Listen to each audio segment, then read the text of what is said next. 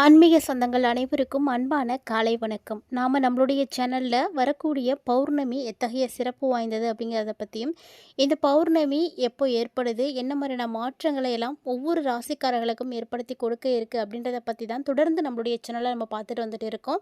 So அந்த வரிசையில் இந்த பதிவில் துளாராசி நேயர்களுக்கு எப்படி இருக்க போகுது அப்படின்றத பற்றியும், வரக்கூடிய பௌர்ணமியினுடைய சிறப்புகளை பற்றியும் தெரிஞ்சுக்கலாம்.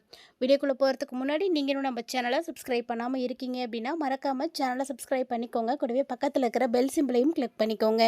அப்போ தான் நாங்கள் போடக்கூடிய வீடியோக்கள் எல்லாமே உங்களுக்கு நோட்டிஃபிகேஷனை உடனுக்குடன் வந்தடையும். நீங்களும் பார்த்து பயன்பெறலாம். வாங்க வீடியோக்குள்ளே போகலாம். பொதுவாக தமிழ் மாதங்கள் 12லையும் ஒவ்வொரு மாதம் வரக்கூடிய பௌர்ணமியுமே ரொம்ப விசேஷமானது தாங்க.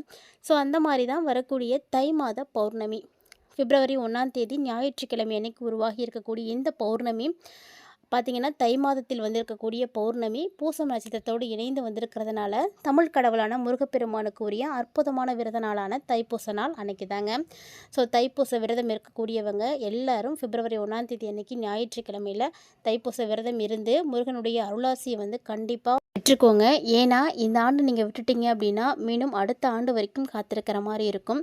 பொதுவாக எல்லா விரத நாட்களை விட தைப்பூசம் அப்படிங்கிறது ரொம்ப விசேஷமானது தாங்க. ஏன்னா ஒவ்வொரு வருஷமுமே இந்த ஆண்டு இந்த நாள் எப்போ வரும் அப்படின்னு எல்லா முருக பக்தர்களும் காத்துட்ருப்பாங்க. ஏன்னா தங்களுடைய வேண்டுதல்களை வந்து நிறைவேற்றுவதற்குரிய அற்புதமான நாள் தான் இந்த தை பௌர்ணமி. தை பௌர்ணமி அன்னைக்கு பார்த்திங்கன்னா முருகனுடைய அறுபடை வீடுகளிலுமே ரொம்ப விசேஷமாக இருக்கும். இருந்தாலும் முருகனுடைய 3ஆம் படை வீடான பழனியில் ரொம்ப ரொம்ப விசேஷமாக இருக்கும். ஒவ்வொரு வருஷமுமே பழனிக்கு வரக்கூடிய பக்தர்களுடைய எண்ணிக்கை பார்த்திங்கன்னா அதிகமாகிக்கிட்டே இருக்குது அப்படின்னு தாங்க சொல்லணும்.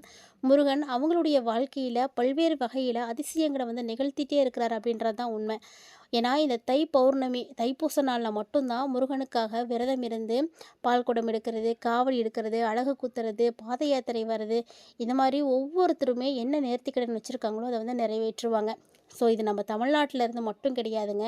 வெளி மாநிலத்தில் இருந்து வெளிநாட்டில் இருந்து கூட வந்து நிறைய பேர் அவங்களுடைய பிரார்த்தனைகளை வந்து நிறைவேற்றிட்டு போகிறாங்க. ஸோ ரொம்ப அற்புதமான ஒரு நாள் தான் வரக்கூடிய பிப்ரவரி 1. நோட் பண்ணி வச்சுக்கோங்க, யாருமே மிஸ் பண்ணாதீங்க.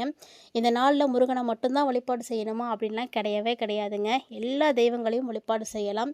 நல்ல பாசிட்டிவான ஒரு வைப்ரேஷன் இருக்கக்கூடிய இந்த நாளில் நீங்கள் வைக்கக்கூடிய வேண்டுதல்களை கண்டிப்பாக முருகன் நிறைவேற்றி கொடுப்பாரு. ஸோ யாருக்கெல்லாம் பழனிக்கு போயிருக்கக்கூடிய அனுபவம் இருக்குது அப்படின்னு மறக்காமல் கமெண்ட் பண்ணுங்கள். பழனி முருகன் அதாவது தண்டாயுதமணியாக காட்சி கொடுக்கக்கூடிய இவரை தரிசனம் செய்கிறது இந்த நாளில் எல்லாருமே புண்ணியம் செய்திருக்கணும் அப்படின்னு சொல்லுவாங்க.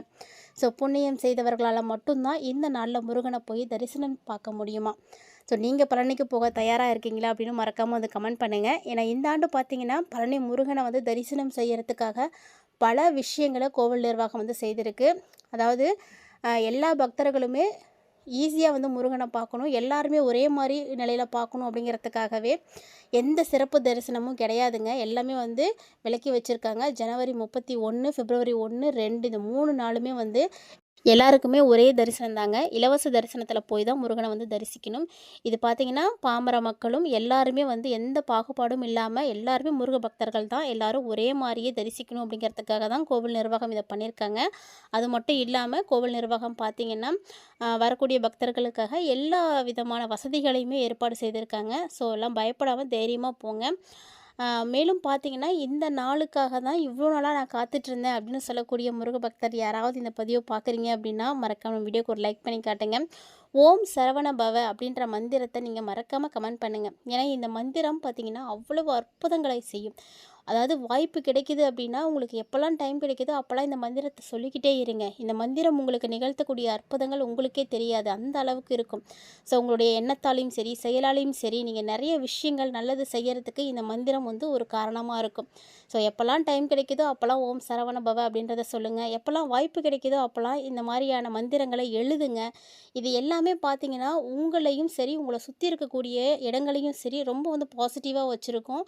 ஸோ இது மாதிரி சின்ன சின்ன எளிமையான விஷயங்களை ட்ரை பண்ணிக்கிட்டு வந்தீங்க அப்படின்னாவே போதுங்க, கண்டிப்பாக உங்களுக்கு நிறைய நல்ல விஷயங்கள் நடக்கும். ஸோ பொதுவாகவே பௌர்ணமி ஏற்படுது அப்படின்னா அந்த டைமில் ஏற்படக்கூடிய கிரக மாற்றங்கள் ரொம்ப ரொம்ப முக்கியமானது. அதனுடைய அடிப்படையில் தான் ஒவ்வொரு ராசிக்காரர்களுக்கான பலன்கள் கிடைக்கும். பலன்கள் மாறுபாடு அடையும். அப்படி பார்க்கும்போது துலா ராசிக்காரங்களுக்கு பிப்ரவரி 1ஆம் தேதிக்கு அப்புறமா என்னென்ன மாற்றங்கள் கிடைக்க போகுது அப்படின்றத நம்ம பார்க்க போகிறோம்.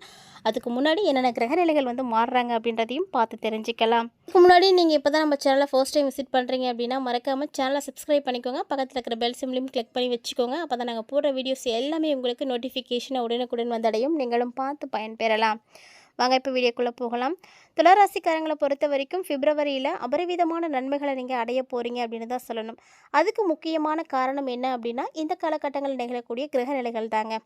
பொதுவாக ஒரு மனிதனுடைய வாழ்க்கையில் ஏற்படக்கூடிய நல்லதாக இருக்கட்டும் கெட்டதாக இருக்கட்டும் எல்லாத்துக்குமே முக்கிய காரணமாக இருக்கக்கூடியது என்ன அப்படின்னா கிரகநிலைகள் தான். இந்த கிரகநிலைகள் எப்படிலாம் இருக்கிறாங்க அப்படின்றத பார்க்கும் பொழுது முதல்ல பிப்ரவரி பிறந்த ஃபர்ஸ்ட்லேயே பார்த்தீங்கன்னா பிப்ரவரி 3ஆம் தேதி அன்னைக்கு புதன் பகவான் கும்பராசியில் இருக்கிறாரு. சுக்கிரன் பிப்ரவரி 6ஆம் தேதியும் சூரியன் பிப்ரவரி 13ஆம் தேதியும் சஞ்சரிக்கிறாங்க.